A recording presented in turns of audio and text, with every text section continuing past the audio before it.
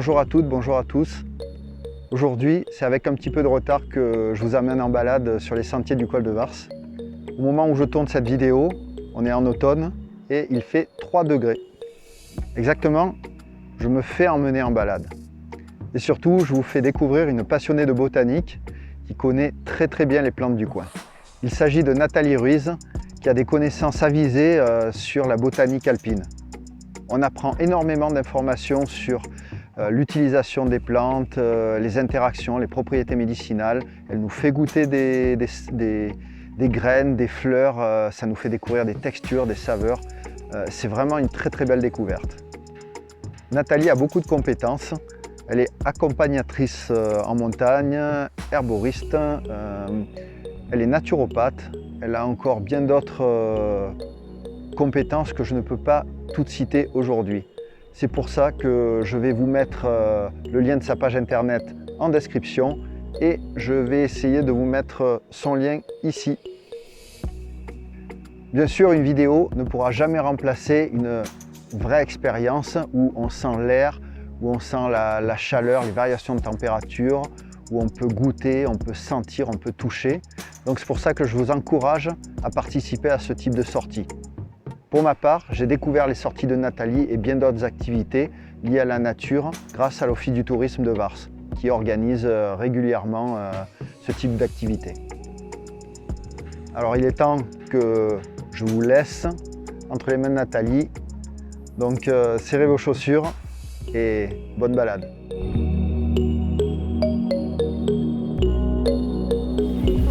Je dis qu'on va voir des plantes qui sont culinaires et des plantes qui sont médicinales en même temps. Et cette plante, elle s'appelle le gaillier. C'est Galium en latin. Galium. Si vous sentez, ça sent le miel. Ça a une odeur de miel. On peut en prendre quelques branches. Ça sent vraiment le miel. Ça a une odeur... C'est rigolo ce truc là. On peut l'infuser. Alors on peut l'infuser en tisane. C'est calmant. C'est apaisant. On en fait des tisanes. Hein. C'est mélangé souvent avec autre chose. Oui, des tisanes avec du coquelicot. C'est Galium. Son nom c'est le gaillet jaune. C'est pour dormir. Oui, c'est ça. Pour dormir. Je sais pas s'il n'y en a pas dans notre tisane. Et pour les maux de gorge. Maux de gorge et dormir. Et donc il faut les faire sécher quand même. Hein. Qui c'est qui parle allemand? Toi? Non, mais c'est à l'école. Non, mais à l'école, tu te rappelles plus. Comment on dit pour enlever les insectes? Il y a un mot. Aucune idée. En anglais, pour enlever les insectes? Oui. On doit le mettre cru ou il faut les faire bouillir? Il faut faire quoi? Non. En fait, cette plante, elle a un nom en allemand. Je ne me rappelle plus. En allemand, cette plante, elle veut dire répulsif. You know, if you got some bud, you don't come close because you don't like it. You got a name for this plant in Germany. You got a name for this one. Non. Cette plante, elle est répulsive. Avant, les gens, ils les mettaient dans le lit, quand c'était des paillasses, pour éviter qu'il y ait les punaises, les poux, les puces de lit. C'est une plante qui va vous aider à dormir et qui va soigner tous les maux de gorge. Il faut la faire sécher. Alors, on fait sécher en tisane ou frais. Ah d'accord. Et elle sent bon. Cuire dans l'eau aussi? Pour la faire bouillir? Non, on ne la fait pas bouillir. On va faire des tisanes, des infusions, comme le thé. Et en fait, elles sont bon. Donc on peut l'utiliser dans la cuisine pour manger. Et on va faire des desserts. On va mettre dans du lait, faire bouillir le lait pour faire des flans ou des préparations de desserts en sucré. Ou prendre les petites fleurs et les mettre dans les salades de fruits. Le gaillet jaune, c'est une grande plante qu'on trouve beaucoup. Gaillet jaune. Gaillet, G-A-I-2-L-E-T. Gaillet jaune. Et alors, pour la reconnaître, pour ne pas se tromper, vous voyez, elle a des feuilles qui font tout le tour de la tige. D'accord.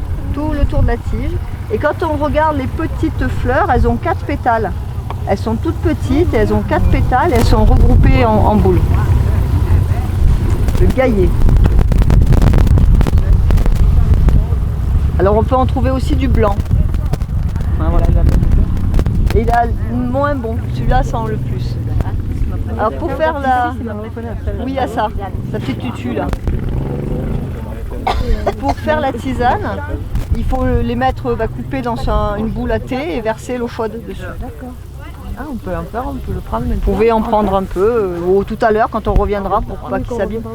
Si vous ramassez des plantes pour faire des choses pour vous, il vaut mieux les ramasser au retour parce qu'il fait chaud et qu'elles vont s'abîmer dans vos mains. On peut ramasser, moi je coupe quelques morceaux pour regarder, tu peux garder celui-là, mais il vaut mieux les faire après.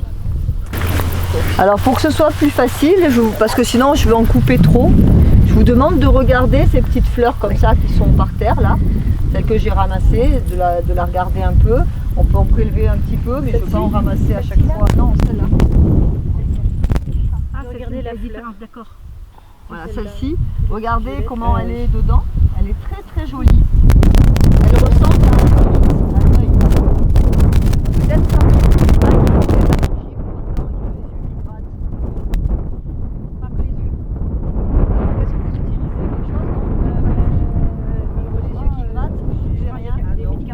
De le fraise. Le fraise, Euphrasia. Fin mai jusqu'à mi-août. Alors, c'est pour les yeux. Donc du coup, cette petite plante, pour les yeux irrités, on fait en homéopathie, et elle s'appelle Euphrasia en latin. Euphrasia. On fait des granules qui servent quand les yeux ils grattent et qu'on a une allergie ou une irritation des yeux avec la neige ou avec des poils. Oui, on trouve en granules. Mais si on n'en a pas en granules, on peut faire comme faisaient les anciens. Les anciens, ils prenaient les œufs fraises, ils faisaient une tisane, une infusion toujours. Hein, ne parlez pas de décoction. Non, c'est pas pareil, une infusion. Une infusion de fleurs, et ensuite ils laissaient attendre un peu. Ils mettaient dans un verre à liqueur, ils mettaient l'œil dans le verre à liqueur, ils retournaient et il avait l'œil. Quand on n'avait pas autre chose, il fallait trouver les souvenirs. Donc le fraise, on s'en sert pour les yeux uniquement. Et elle pousse là maintenant au mois d'août. Alors il n'y a pas des champs de culture, enfin, c'est une plante qui pousse à l'état sauvage.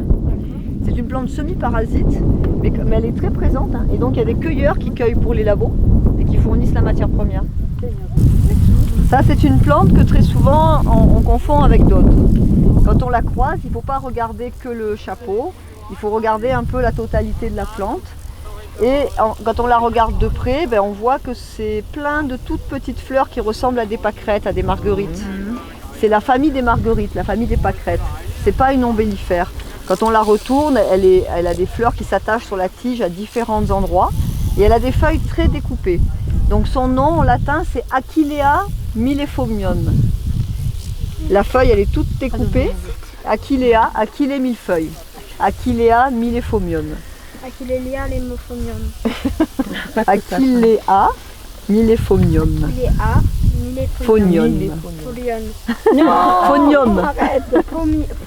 Phonium. Achillea millefeuillum. Achillea Vous millefeuillum. pouvez sentir, Comme dans Harry Potter. elles sont bonnes. les millefeuilles. Mettez le nez dessus. Prenez un... Hop là. Prenez un petit bout. Sentez-la. Alors il n'y a pas d'insectes. Vous en avez senti déjà, vous connaissez? Bu en tisane. Elles sentent très... Oui. Alors à quoi elle sert? C'est l'herbe au charpentier. Pour apaiser les douleurs menstruelles. Pour tout ce qui est coupure et autres. C'est l'herbe au charpentier, d'accord? Donc elle arrête les saignements. Et c'est aussi une plante qu'on utilise. On l'utilise aussi pour décongestionner les veines, quand les veines sont gonflées. Les varices. Alors en tisane et en application sur la peau. On fait la compresse et on l'applique sur la veine. Et les feuilles, ça se mange. Ah bon? En cuisine comme du persil. On fait ça. Et on met sur les salades de tomates. Là vous avez peut-être goûté déjà les feuilles. C'est très bon hein. Non, pas Like persil. Et c'est très très agréable, c'est très fin. Si vous sentez les feuilles, ça sent très bon. Et ça a une action intéressante au niveau circulatoire. On peut faire aussi des sirops, fabriquer des sirops. C'est très bon dans la bière et dans le pastis. Le sirop. Regardez les feuilles. Vous vous rappelez la tête du fenouil? Bon. Vous avez déjà vu des fenouils avec des feuilles comme ça, vous? Voilà. Alors cette famille, c'est la famille des plantes qu'on appelle les ombellifères. Ombellifères, c'est ce qui s'ouvre comme un parapluie. Toutes les plantes qui ont cette ouverture, alors là elle est en graines, mais imaginez il y avait des fleurs blanches, ça s'ouvre comme un parapluie. C'est la grande famille des ombellifères. Dans la famille des ombellifères, on a la carotte, le persil, le fenouil, on a plein de légumes connus. Et ça c'est un légume sauvage connu qui s'appelle la berce.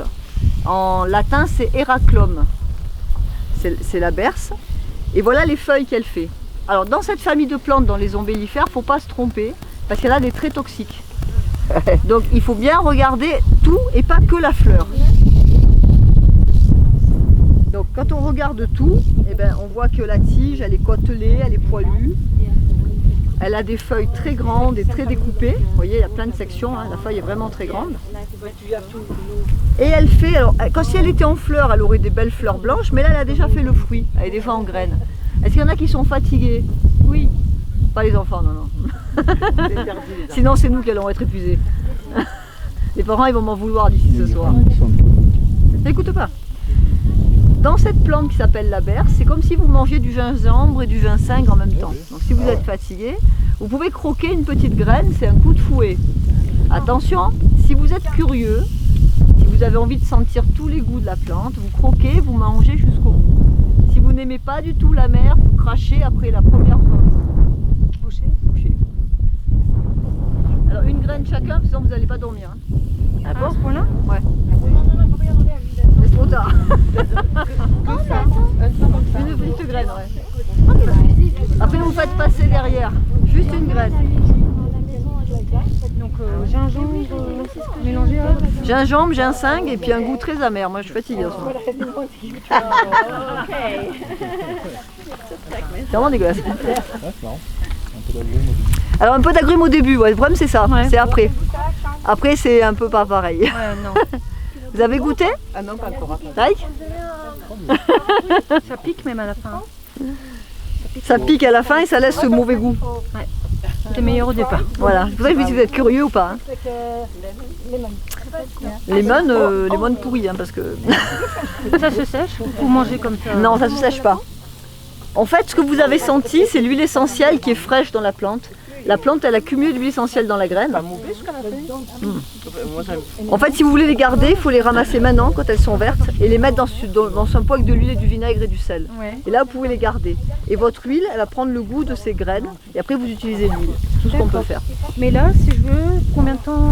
2 jours? Ah là, vous en avez pour la semaine, hein. Ça bouge pas. Hein. Impeccable. Alors on mange aussi la feuille. Alors, bonjour les Comme des blettes. Ah mais je suis là pour la nuit des étoiles ce soir, je serai en forme, je me levais depuis 4 heures. On va pas dormir. Ouais.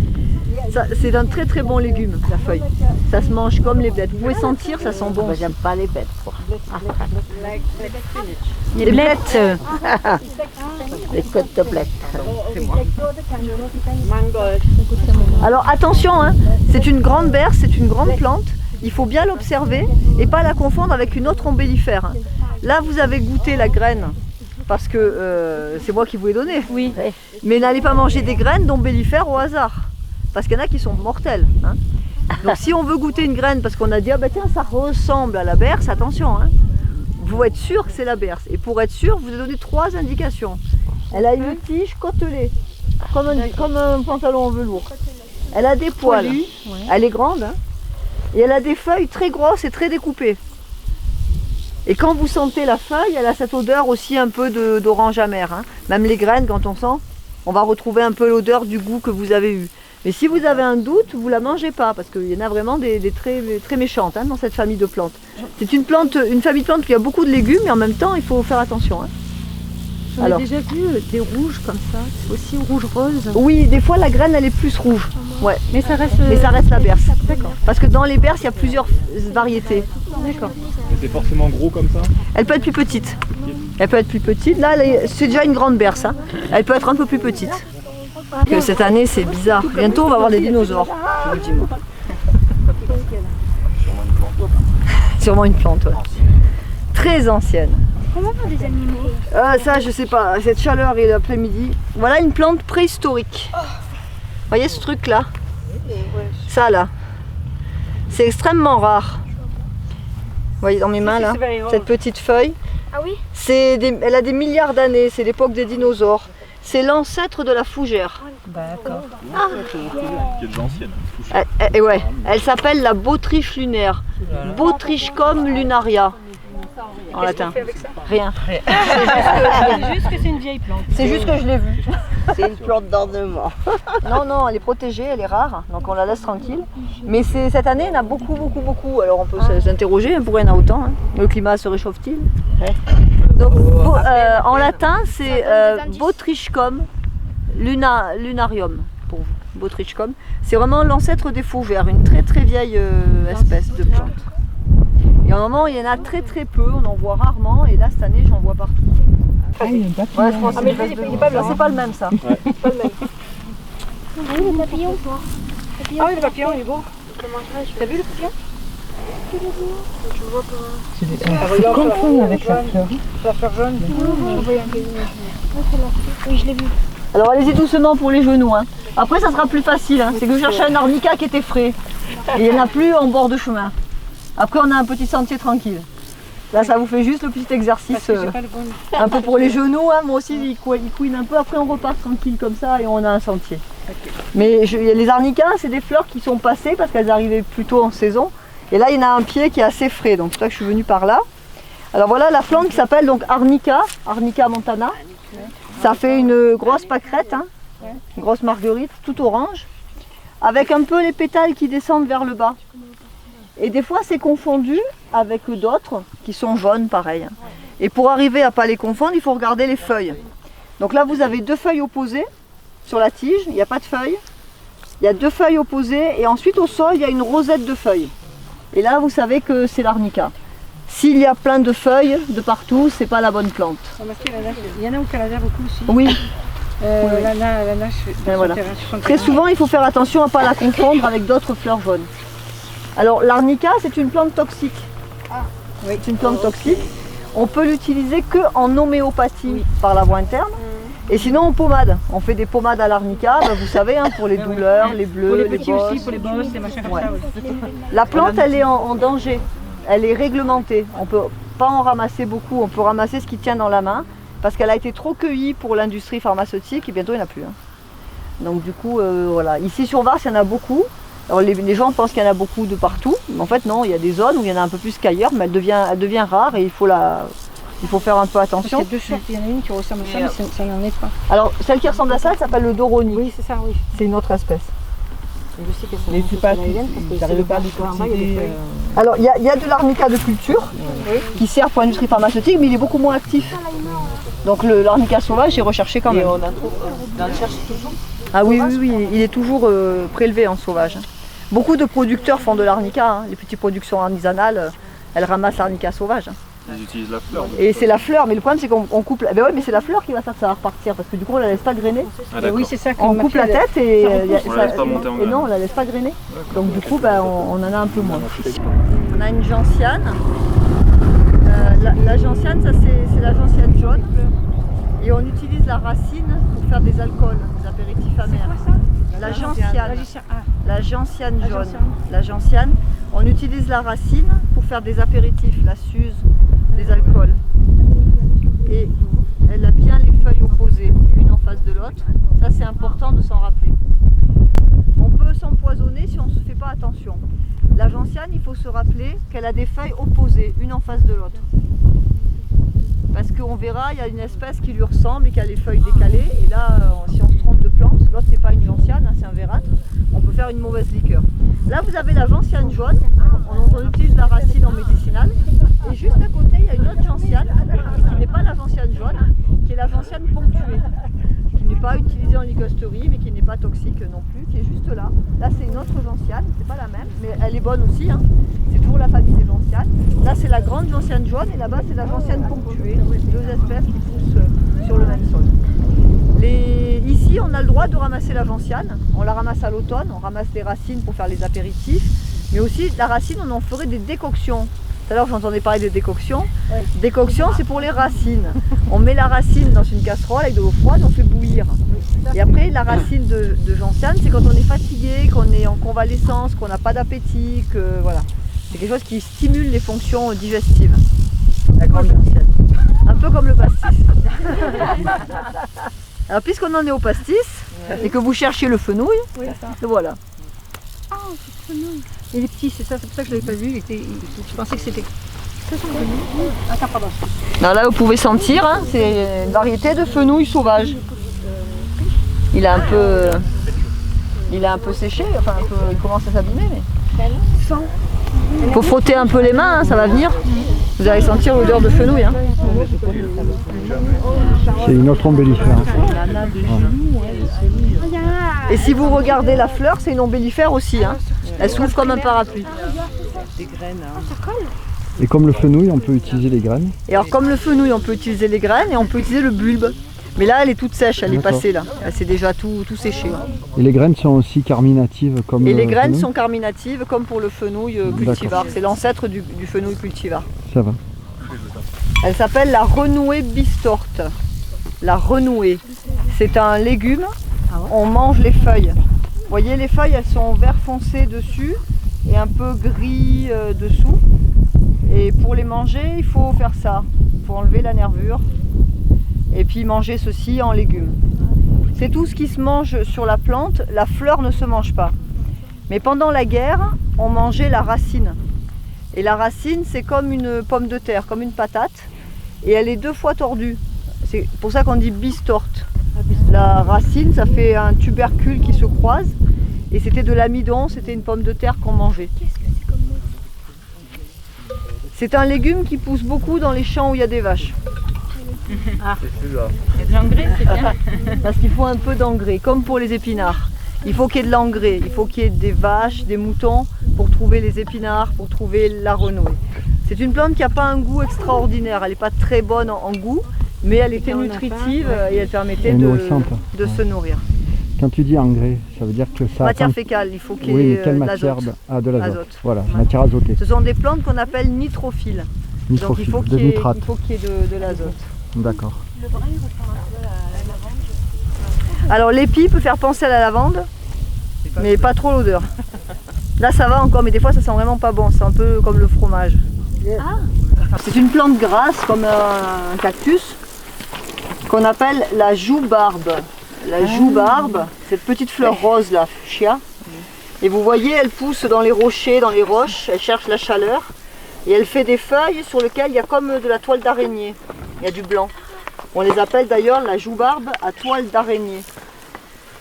Ah, ça fait des petits... Ça fait des petits choux-fleurs tout comme blancs, en fait. Comme les plantes grasses. Tout à l'heure, on a vu que l'épinard, il avait du sable un peu sous ses feuilles. C'était aussi une manière pour lui de ne pas se déshydrater, comme s'il faisait un chèche. Et là, c'est pareil. La plante, elle fait des poils et ça lui permet de ne pas perdre trop son eau dans la journée. Vous voyez ? Et du coup, elle se dessèche pas parce qu'en montagne, elle doit lutter contre le chaud, contre le froid, contre la déshydratation, contre le gel. Et là, c'est des plantes qui sont surtout dans des pierres, comme ça on dirait un petit jardin japonais, c'est très très joli. Hein. Et c'est vraiment une plante grasse de montagne, la joue-barbe. Vous avez entendu? Donc, non, pas trop. Hein. La fleur là, on va la couper.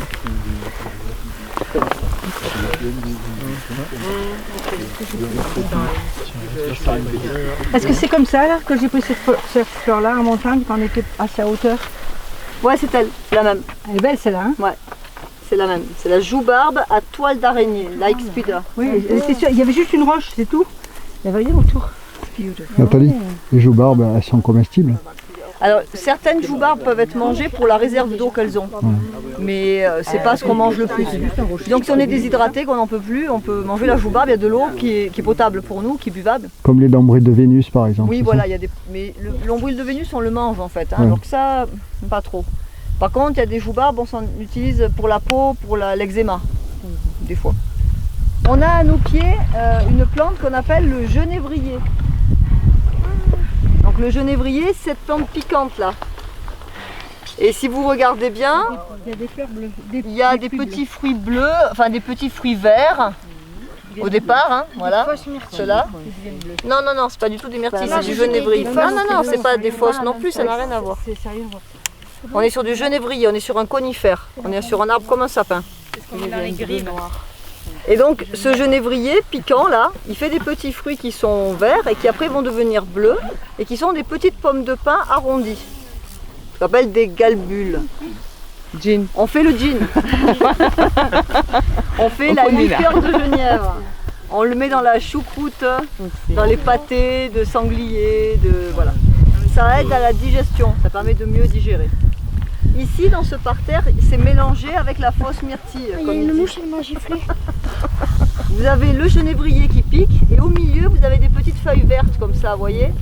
Ça c'est pas du genévrier, ça c'est l'érel, c'est la blueberry. Rien à voir. Blueberry. Et là vous avez les petits fruits de la blueberry qui sont là, qui sont des baies. Ça c'est le genévrier, ça c'est la blueberry.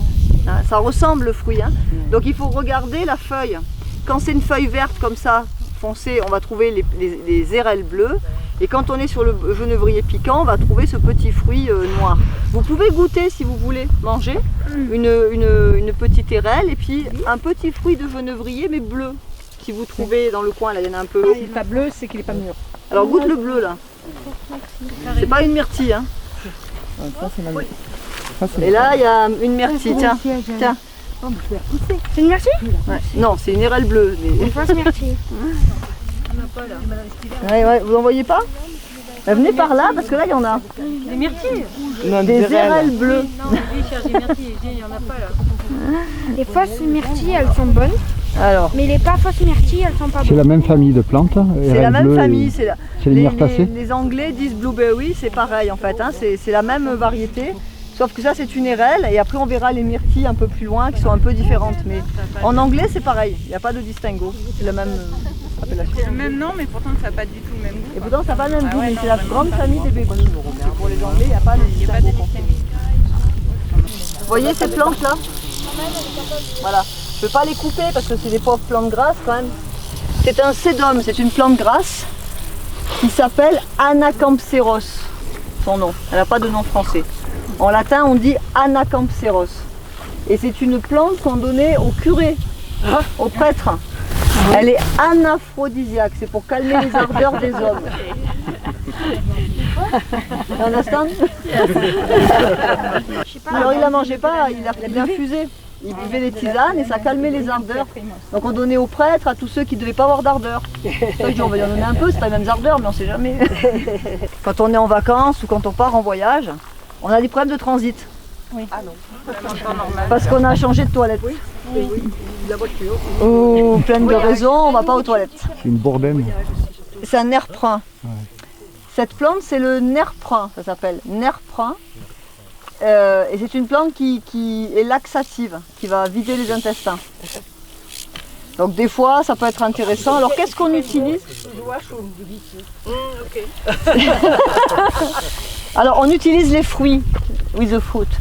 C'est uniquement les fruits. Là, il n'y en a pas, mais c'est des petits fruits bleus, on dirait des myrtilles. On utilise le fruit pour faire des compotes ou des préparations et c'est laxatif. Ça vide les intestins, mais là, il est trop petit encore celui-là. Il faut qu'il grandisse un peu. J'ai ramassé cette petite fleur, qui est la même famille que l'arnica, qui est la même famille que la pâquerette, hein, c'est une petite composée. Et alors on a vu le Sedum anacampseros pour les prêtres qui était anaphrodisiaque. Celle-ci, elle s'appelle la verge d'or. Oh my god. Oh my god. This is for the man. It's like Viagra. Something like that. Peut-être un peu moins quand même. C'est surtout un diurétique, ça fait faire pipi. C'est pas tout à fait pour les mêmes fonctions. C'est la verge d'or pour les éliminations, c'est quand on a de la rétention d'eau. Ça fait faire pipi. Avec les fleurs.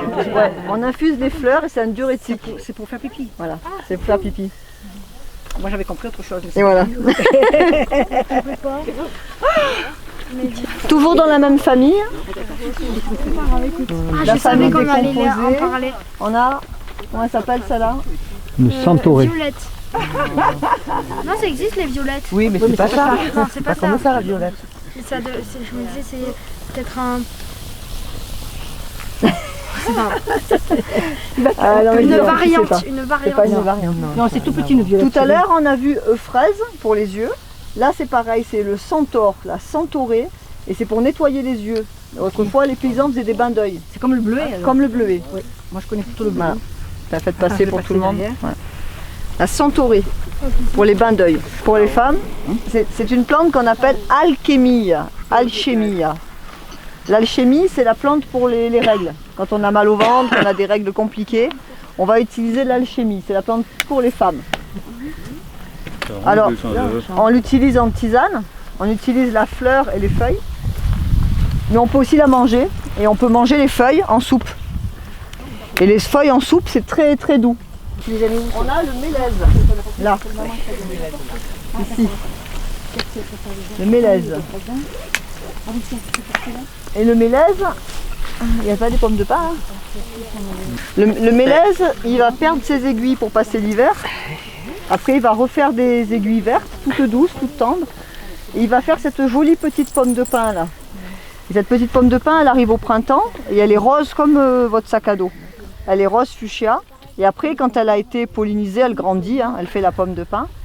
Et on s'en sert pour faire des sirops pour la gorge, des liqueurs. Liqueurs, sirops. C'est tous les problèmes de la toux, les poumons, qu'on va utiliser la petite fleur. C'est très bon. Vous pouvez trouver de la confiture aussi, de fleurs.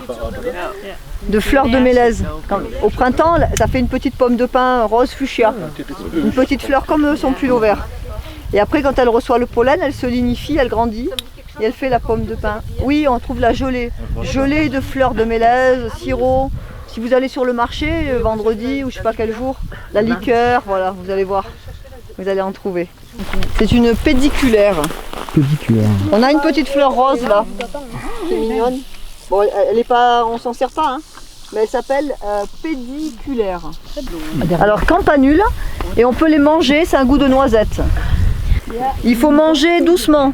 Ça n'a pas de goût. On mange tout. Si, parce que vous avez mangé trop vite. En fait, il faut regarder qu'il n'y a pas d'insecte. Ah bah oui. Et il faut la manger et mâcher avec les dents de devant, et ça a le goût de la noisette. Ah, ok. Ça ressemble à la gentiane. Oui. Mais c'est pas la gentiane ça. C'est le vérâtre, c'est la toxique, la mauvaise. Et les feuilles, elles sont alternes, elles sont décalées. Ouais. Vous vous rappelez, la gentiane, elles sont comme ça. Là, les feuilles, elles sont comme ça.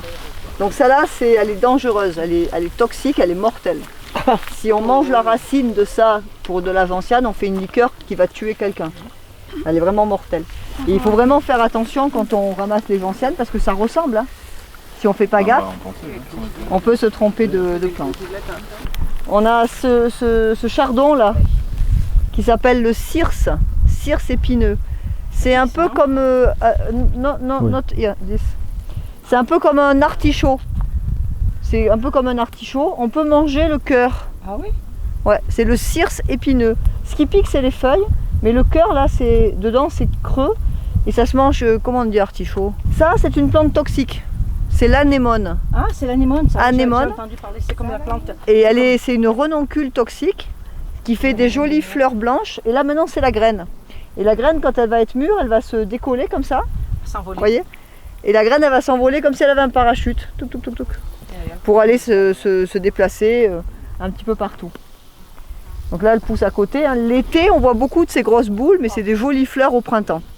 On a une nouvelle ombellifère là. Tout à l'heure, on a vu la berce. Et celle-là, c'en est une autre qui fait des grosses feuilles aussi. Vous voyez les feuilles? C'est un peu comme la berce qu'on a vue tout à l'heure. Elle fait des grosses feuilles. Cette feuille, on l'appelle la patte d'ours ou égopode. Égopode. Et c'est aussi un légume qui se mange, l'égopode. Et alors, comme tout à l'heure, c'est une ombellifère, elle s'ouvre en parapluie. Elle fait des fleurs blanches quand elle est en fleurs, que tu as dans la main là-bas. Et après, elle fait des petites graines que l'on ne consomme pas comme la berce, qui n'a pas d'utilité à être mangée. Mais on mange beaucoup ces feuilles en légumes et c'est un très très bon légume. Toujours pareil, hein, c'est un peu comme des blettes ou voilà, comme des cardes. Hein. On va les faire cuire pour les farces, pour les gratins ou autre, mais c'est un excellent légume sauvage. Et on trouve ici donc l'égopode, la berce et l'épinard sauvage parce qu'il y a des vaches et des moutons qui pâturent. Ah, ils viennent jusqu'ici? Et ouais. Très souvent ils sont en dessous là. Matière azotée. Matière azotée, engrais dans le sol, donc du coup on a ces plantes. Nous avons un autre artichaut là. Ah oui. Il s'appelle la carline, c'est un chardon. Et là approchez-vous parce que je vais le faire se fermer. C'est un baromètre. Donc, cette plante, quand il pleut ou quand il fait humide, elle se ferme très vite. Et là je vais lui faire croire qu'il pleut pour qu'elle se ferme. Tout le monde la regarde. Oui. C'est parti. C'est une plante qu'on mangeait. On mangeait le cœur comme un artichaut. Et ça n'aime pas du tout l'humidité. Quand il fait humide, pof, elle se ferme. C'est très caractéristique. Et on voit ces petites fleurs là, toutes petites, qui sont belles, les violettes là. Ce sont des petites gentianes. On a vu la gentiane jaune. On a vu la gentiane jaune. Là c'est la... Mon gros pépé a fait chaud, hein. Il est tout noir, black, mon poussin. Et là on a une toute petite gentiane. On n'utilise pas la racine pour la liqueur, elle est trop petite. Mais c'est aussi une gentiane, même si elle est différente d'aspect. Dans les gentianes, on peut trouver des fleurs à 4 pétales ou 5 pétales. Alors des fois ça trompe un peu, hein, mais c'est aussi une petite gentiane. Et juste à côté, il y a quelques œillets là. Ici, là j'ai un petit œillet. C'est un œillet, une caryophyllacée, petit œillet. Qui n'a pas d'utilisation particulière, hein, mais voilà, elles sont là. Ça c'est une petite plante qu'on appelle la scabieuse. La scabieuse. Et en fait, elle ressemble beaucoup à une autre qui s'appelle la cnotie. Et ça sert à quoi? Elle n'a pas d'usage particulier, elle est souvent là. Et en fait, il me demandait comment on fait à distinguer la scabieuse de la cnotie. Et bien, si vous la retournez dessous, les sépales, il y a des sépales dessous. Les sépales, ils sont tout fins, ils sont tout séparés, ils sont tout fins. C'est la scabieuse. Si ça avait été la cnotie, les sépales auraient été collés et plus épais. D'accord. C'est un élément d'identification. Et alors sur cette plante, on voit souvent un papillon noir et rouge. Un beau papillon noir et rouge, je ne sais pas comment on dit papillon. Butterfly. Noir et rouge. Et il a une grande trompe qui va chercher le pollen de ses fleurs. Et il est toxique ce papillon, il est plein d'arsenic. Quand j'étais au Népal, comme ça, je disais au Sherpa népalais qui avait 20 et quelques années, hein, qui me poussait pour monter jusqu'à 5000, passer son fameux col du Torongla. Je ne monte plus. Et là, il me filait des gousses d'ail. C'était 4 h du matin et il voulait que je gobe l'ail parce qu'il croyait que je montais plus parce que je faisais mal des montagnes. Alors il me donnait une envie de vomir avec son ail et il insistait pour que je mange l'ail. C'est parce que vous montez plus, je vous donne de l'ail. Hein. Quand vous vous promenez dans les prairies et que vous trouvez ça, ça veut dire que c'est une zone humide, qui a de l'humidité, qui a de l'eau. Ça s'appelle la linaigrette. La linaigrette. Et partout où elle pousse, c'est que le sol il est un peu marécage. Ah, ça veut dire qu'il y a de l'eau. Ça veut dire qu'il y a de l'eau sous le sous-sol, que ça peut être un peu spongieux. J'ai cru que c'était vinaigrette. Et vous avez ces fleurs roses. Je vous invite à en prélever une de fleurs roses si vous voulez là. Vous pouvez prélever une fleur rose. Et vous avez vu, j'ai attrapé la gousse d'ail. Ah, vous l'avez... J'ai tiré et j'ai eu toute la branche. Sentez. Ça sent l'ail, c'est de la ciboulette.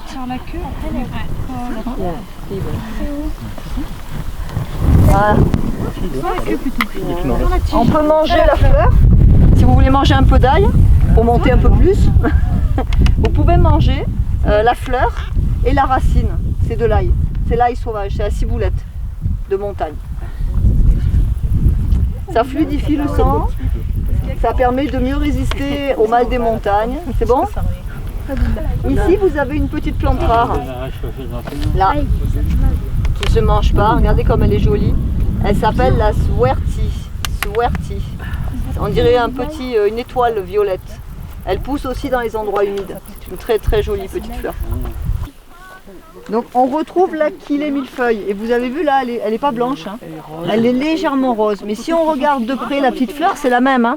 Là on voit bien que c'est une petite marguerite toute petite. On voit bien ses feuilles découpées. C'est simplement qu'elle a pris des nutriments dans le sol, des minéraux, qui ont fait la coloration un peu différente. Hein, voilà.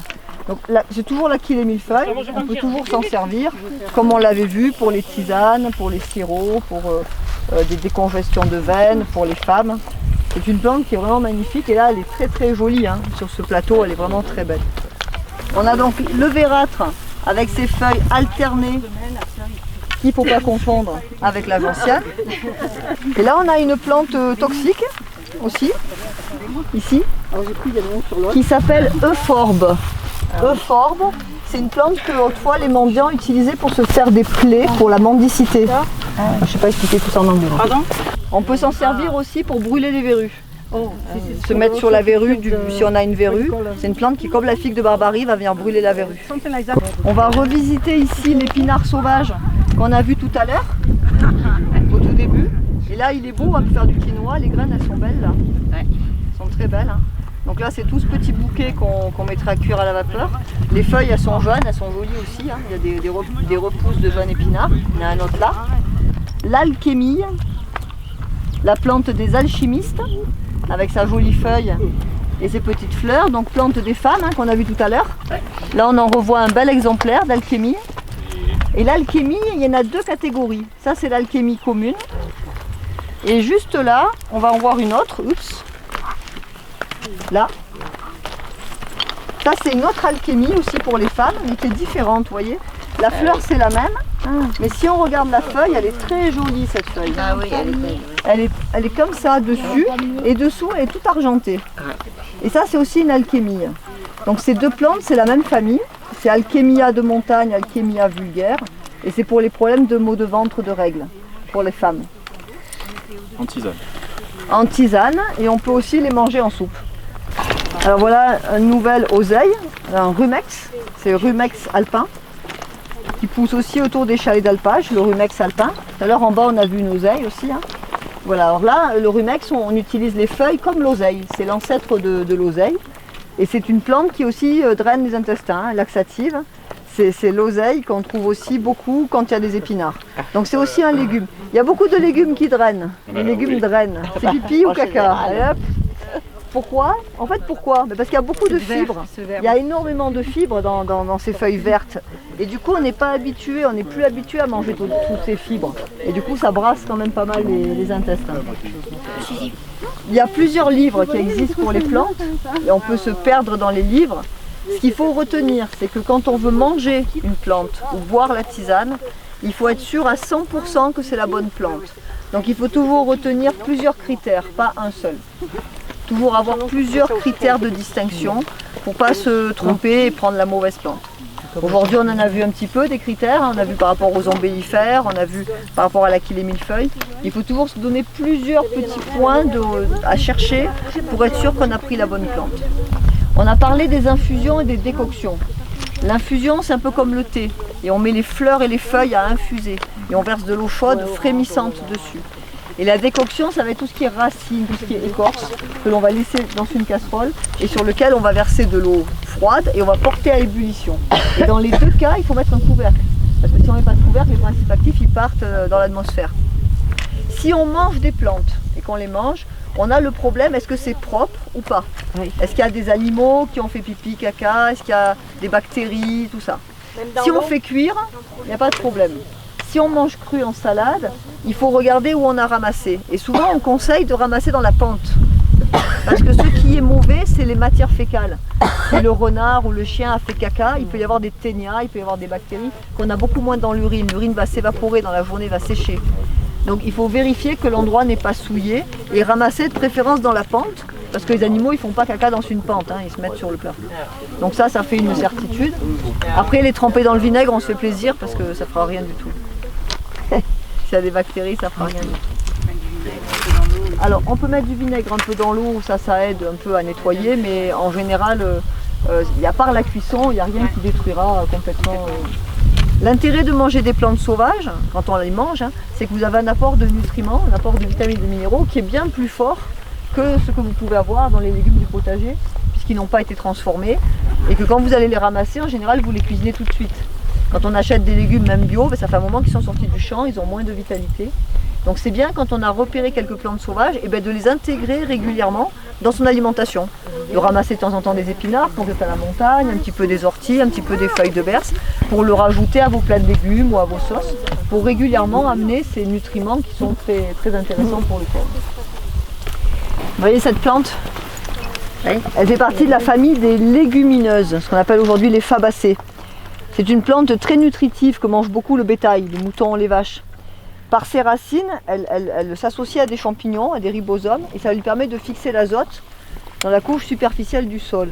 C'est vraiment la famille des légumineuses. Donc quand on mange des petits pois, on le sait, on prend de l'azote, ça nous fait péter. Donc cette plante, elle contient beaucoup d'azote. C'est une plante qui va être très fourragère pour le bétail. Mais si les moutons en mangent trop, ils vont gonfler aussi, avoir de l'air, ce qu'on appelle le météorisme. Il faut les percer, les brebis. On leur fait un trou pour évacuer l'air. Celle-ci, elle s'appelle le sainfoin, cette plante-là. Et dans les légumineuses, on a des fleurs qui parfois font penser aux orchidées, effectivement.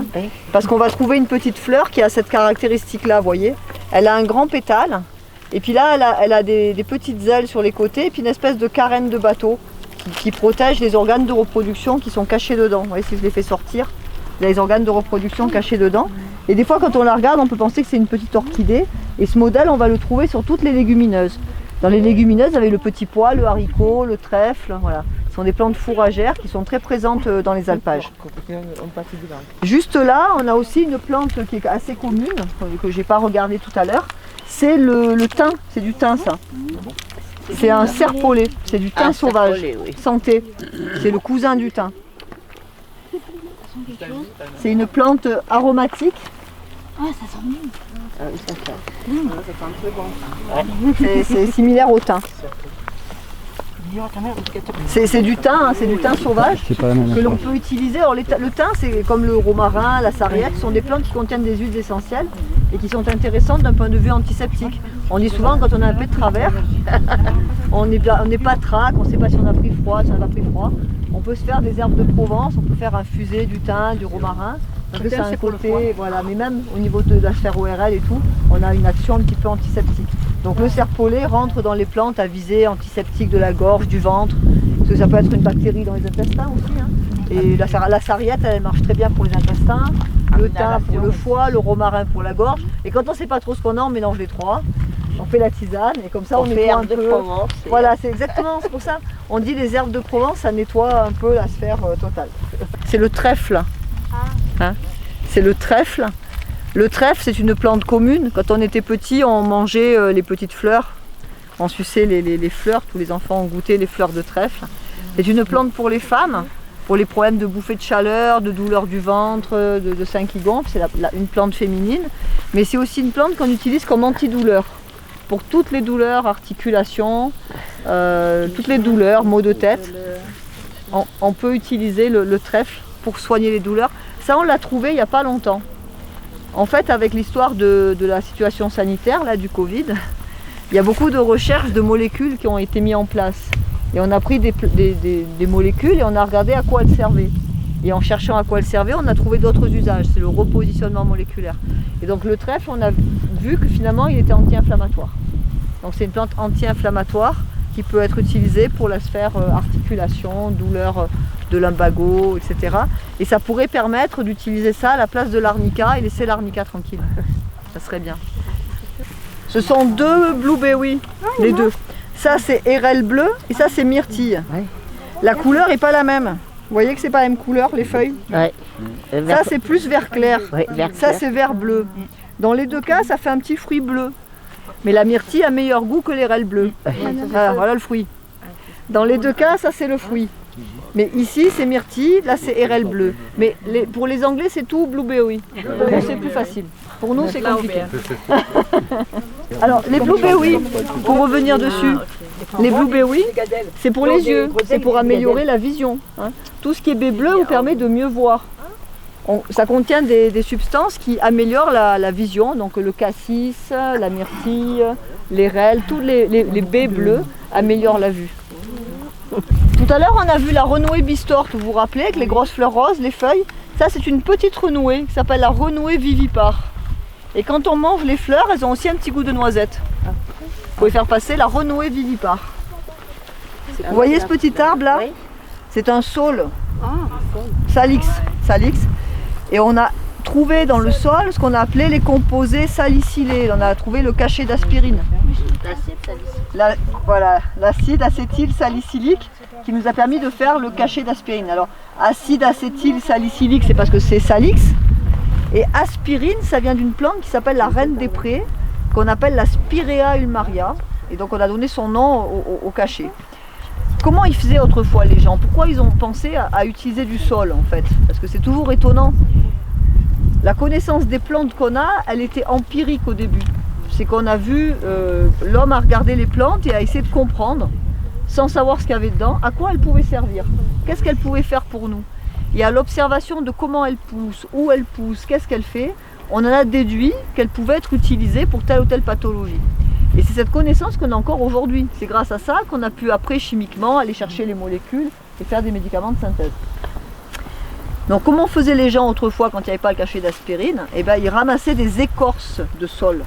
Donc c'était vraiment les écorces, le bois, qui étaient prélevés et qui étaient mis à décocter, à bouillir dans l'eau. Et quand on buvait cette eau, eh ben, on se rendait compte qu'on avait moins mal à la tête, on avait, on avait moins de problèmes de muscles, de douleurs ou autre. Donc l'écorce de sol, c'est un usage qui a des centaines d'années hein, et qui a été synthétisé plus tardivement par nos concepts modernes. Quand on prend un cachet d'aspirine, il y a plein de gens qui ne supportent pas, ça leur brûle l'estomac, ça fait plein de problèmes, parce qu'il n'y a que du composé salicylé. Quand on utilise l'écorce du sol, il y a des composés salicylés, mais il y a aussi plein d'autres constituants qui viennent tempérer, et on supporte beaucoup mieux l'usage de la décoction de sol que le cachet d'aspirine. Donc là, c'est une grande médicinale hein, de la montagne, hein, le sol. On voit bien l'érel qui est bleu et la myrtille qui est plus pâle. Ouais. Et là, il y a déjà des petits fruits. La myrtille, elle n'est même pas encore mûre. Hein, c'est septembre, hein, la myrtille. Hein, non, mais c'est vraiment août-septembre. Et là, il y en a quelques-unes. Là, tu vois, il y a quelques fruits. En fouillant dans les myrtilles, on va trouver des fruits. Alors que les érelles sont déjà... Comment ça se fait chez nous qui est... Pour voir le fruit de l'églantier, l'églantine. Ça, je le reconnais partout. Je connais que j'en avais plein chez moi. La gratte-cou. Comment dire en anglais? Cou, je sais pas. Montrez-vous, grattez-vous. Ah, Tout à l'heure j'ai fait yan-yan, mais là je peux quand même pas. Ça se fait pas, c'est pas poli. Alors, c'est une rose, c'est l'églantier, le rosier sauvage. On dit Rosa canina, rosée des chiens. Et c'est ce qu'on appelle le cynorrhodon, le fruit riche en vitamine C. Aïe, la gelée. C'est gratte-cul, je sais pas dire. En fait, la fleur, elle va faire un fruit en dessous, là. Là, il est en formation, le petit fruit. Juste là, vous voyez cette petite boule, là. Ça va faire un fruit qui va devenir rouge et qu'on va utiliser quand il sera à maturité. Donc la fleur, elle va faner, les pétales vont tomber. Et ce petit fruit qui est dessous, il est tout petit encore, là. Il va grossir, devenir rouge, et c'est ce qu'on appelle le cynorrhodon, et c'est un fruit très riche en vitamine C. C'est vraiment très intéressant à ramasser à l'automne. On fait de la gelée? Alors on fait de la gelée, on fait des sirops, on fait pas mal de choses avec. Hein. Tout à l'heure on en a vu une, elle était rose pâle. Celle-là elle est un joli rose, et regardez les feuilles, je vais pousser tout. Une joubarbe, une plante grasse, regardez les feuilles. Elles ont comme des toiles d'araignée dessus, très, très bien dessinées. Elle est belle là, celle-là. Hein. Ah oui, elle est magnifique. Elle est magnifique, hein, avec ses toiles d'araignée là, elle est très jolie. Le framboisier, tout le monde connaît. Hein. Oui. La feuille elle est bien blanche. Hein. Le framboisier, c'est comment c'est le framboisier? Kimber. Ah oui, Kimber. Alors, quand on n'a pas les fruits, raspberry. On peut utiliser les feuilles en tisane. Et c'est aussi bien pour les femmes, ça. Pour tous les problématiques féminines, d'hormones, qu'on soit ménopausée, qu'on ait les règles ou pas, ben le framboisier, il a une action régularisante. Et c'est bon en tisane. Enfin, la tisane de feuilles, ça rentre dans les tisanes des femmes. On peut mélanger l'aquilée de feuilles avec les feuilles de framboisier, on fait une excellente tisane. Donc là, mesdames, si vous voulez vous faire deux feuilles de framboisier et d'aquilée, enfin la tisane de ce soir, hein, vous pouvez, parce que c'est bon. N'importe quel framboisier. N'importe quelle feuille de framboisier. Ceux-là, ce que je disais, ils n'ont pas beaucoup d'épines. Donc, Ouais, mais c'est quand même un bon framboisier sauvage qui est efficace. D'accord, ok. Donc avec ça, pour les femmes, hop, donc juste la tête, voilà. Ça c'est pour un mug, une tasse. On met ça dans l'eau, dans la tisane, on verse l'eau, on fait infuser, on boit. Venez manger le dessert. Alors, ça c'est le dessert, c'est le goûter, c'est 4 heures. On en faut un peu pour tout le monde. Ah non, rêvez pas, hein, c'est pas les framboises. C'est quoi? Attendez, je fais ma cueillette. Ah oui. C'est une matricaire, c'est une camomille. C'est une camomille qui fait que le cœur, elle fait pas des pétales blancs. Ah, d'accord. Elle est finie là, elle est en fleur. Elle est en fleur. Elle est en fleur adulte. Mangez la petite fleur. La fleur? La fleur. Ben, ça va. C'est une plante pour la digestion, maux de ventre, digestion. Et sentez-la, alors mettez le nez sur la fleur. Vous écrasez un peu sans l'ananas ou la fraise suivant. On va finir notre découverte des fleurs du secteur avec l'épilobe. C'est une très jolie fleur. Si vous avez envie de faire des jolis apéritifs, parce qu'on était dans les liqueurs, la petite fleur c'est la même famille que l'onagre et ça se met dans les glaçons. L'onagre. L'onagracée, vous connaissez pas l'onagre? On fait de l'huile d'onagre pour la peau. Alors la fleur est jolie, hein, elle est comestible. On peut la mettre dans les bacs à glaçons.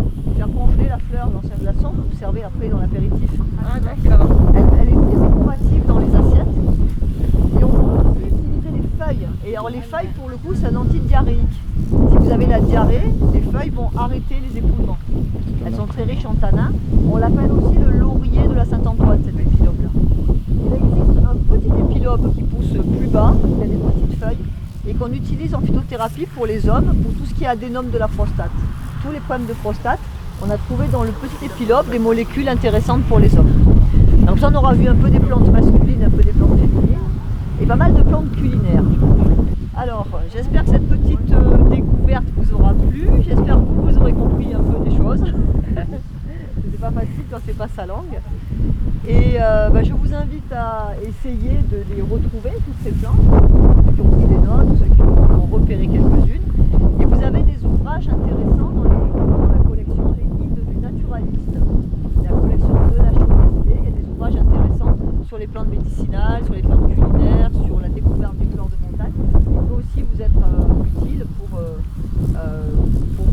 retrouver un peu ensemble les plantes qu'on a rencontrées aujourd'hui.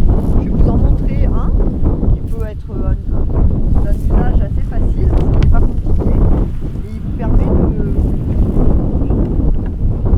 découvrir facilement les espèces que vous rencontrez. C'est ce petit bouquin qui est au guide du naturaliste, c'est les plantes comestibles et toxiques. Et en fait, vous avez toute une partie donc, où vous avez toutes les plantes que l'on a pu voir qui se mangent, avec à chaque fois la page pour aller voir l'image au milieu. Et quand il y a une plante qui a une ressemblance avec une plante toxique, et bien il vous envoie à la page de la toxique pour voir le détail à observer pour ne pas vous tromper. Et je trouve que c'est un ouvrage pour aller manger un peu des salades qui est bien. Je pense qu'il existe le même en allemand. Et moi en français, celui-là il n'est pas vrai. Vous voulez le feuilleter, certains. Tu peux le photographier là. Vous pouvez faire la photo pour éventuellement le retrouver. La photo, Voilà. Et ben je vous remercie bien pour votre attention Merci à vous. dans ce tour. Et puis, plaisir de vous recroiser. Alors, si vous voulez rester en contact avec moi, mon site, c'est azurmontagne.fr, azurmontagne.fr. Vous pouvez rentrer en contact avec moi par la boîte mail du site, vous aurez mon téléphone aussi. Si vous rencontrez des plantes et que vous ne savez pas ce que c'est, vous pouvez m'envoyer une photo. En ayant la description de l'endroit où vous l'avez ramassée, si jamais je ne la connais pas, ça m'aide à la trouver. Et puis vous trouverez aussi tous les stages que je peux faire plus longs qu'une demi-journée autour du végétal, pour ceux qui habitent pas trop loin.